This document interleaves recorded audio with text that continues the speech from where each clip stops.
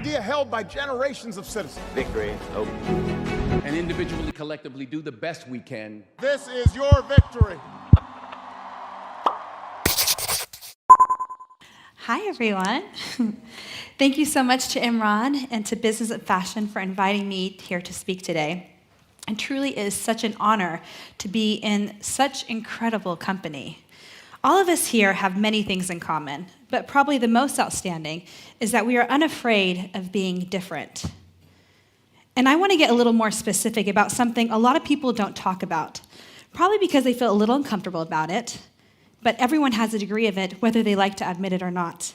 And that is being weird. Has anyone ever been told that they were strange, awkward, different, or weird? How did that feel? I think for most people, it feels horrible. I remember the first time someone called me weird. It was the second grade. The girl's name was Laura. Not going to say her last name. And she looked at me with a face of disgust, not for any real reason. We were all playing in the playground. I was new to the school. But she just stared at me for a good few minutes and said with such strong conviction, "Huda, you're weird." That's exactly how she said it. We're friends now. To make matters worse, a few kids jumped in and said, "Huda, you're kind of a weirdo. Why are you so different?" It was a shock to my system. I felt like an alien. I looked at myself and said, I don't think I'm weird. I actually think I'm pretty cool. But if so many kids are calling me weird, I must be so weird. I mean, that's where you go for information. 7-year-olds were pretty much all I got my information from. As a kid, as silly as it sounds, they defined who I believed I was. And to be honest, I felt different from everyone else. I was darker, hairier, my hair was unruly. My parents would sometimes speak loudly in Arabic across the halls. It was so embarrassing. I was one of the only brown kids in an all-white Baptist city just an hour outside of Nashville. My family was a Muslim immigrant family with very little money. When my dad could, he got a loan and moved us to a part of town so we could go to a safe school. But we knew we didn't fit in. It showed, not only from our appearance and our culture, but from the handed-down clothing we wore to the two-tone, duct-taped cars we drove. And to be honest, my personality may have been totally off the wall. I mean, I love to talk. I love to sing, I love to dance. I was so animated and excited about everything. I loved being completely silly, making fun of myself, and I had a huge obsession with the arts. I was so different that even some of my teachers complained that although I was a gifted artist, I was awkward and talked way too much. So yeah, I may have been pretty weird compared to everyone else. But we were just kids. Did we have to be the same to have fun together?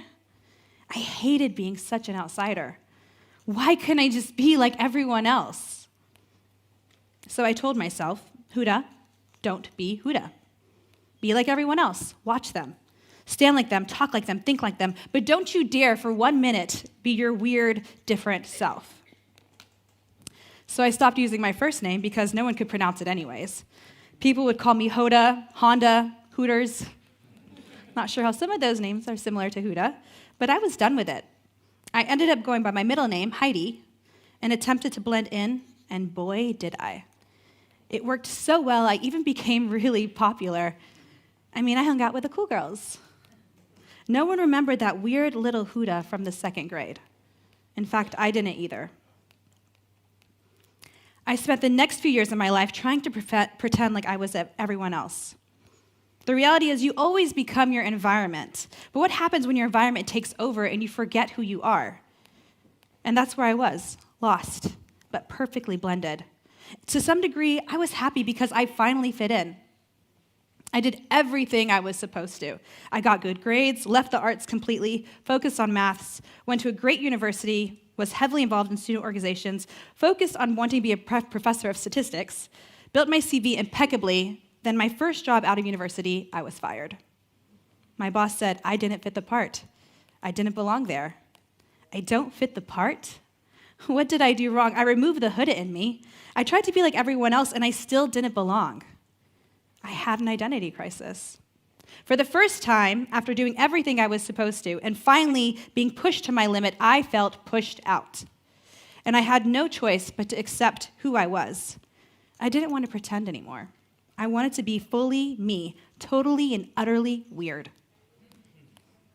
But I think we've all been taught wrong about what it means to be weird. A quick search on Google for the world's weirdest people and results showing people fitting entire Coke cans in their mouths and men who can withstand below zero temperatures will pull up.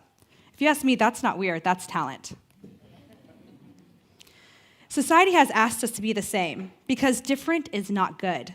Being different challenges norms. But different is brilliant. It's how society is pushed to revolutionize and how it flourishes. When I finally accepted that I was different, what happened? Did people hate me? Did they want to avoid me? More importantly, how did I feel about myself? One word: freedom. The crazy part about accepting yourself for all that you are is that the conviction of not caring what people think allows them to accept you in return. When society denies you, your peers, your teachers, everyone around you because they can't understand you, does that mean you are any less of a human? That you don't deserve happiness, wholeness, or success? If you ask me, the only people who actually feel happiness, wholeness, and success are the people who embrace how weird they are. Some of the greatest people who influenced society were the weirdest, and some of the people I admire the most. Albert Einstein, Frida Kahlo, Michael Jackson, Steve Jobs, Gabrielle Chanel, Jeff Bezos, and Imran Ahmed.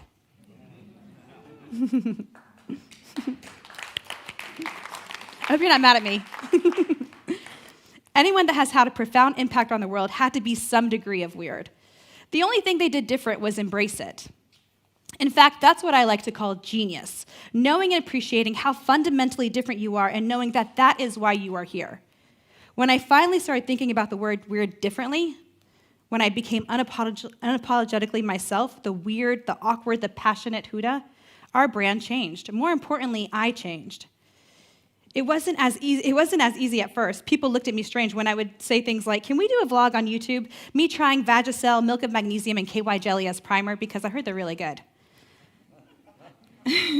They are really good. People thought I was crazy, but I started to like it. I showed up to meetings in my animal printed face mask, wore couture gowns and fuzzy slippers, and published numerous very embarrassing videos. But I also pushed our products and the industry further. We became limitless, and we're not chained to the beliefs of society. And slowly, the impact was so profound that our brand didn't blossom, it boomed. In fact, since launching color cosmetics in 2016, in less than 3 years, our brand has become one of the fastest growing beauty brands in the world, with each and every one of our products becoming top sellers in their respective categories, and some becoming #1 products globally.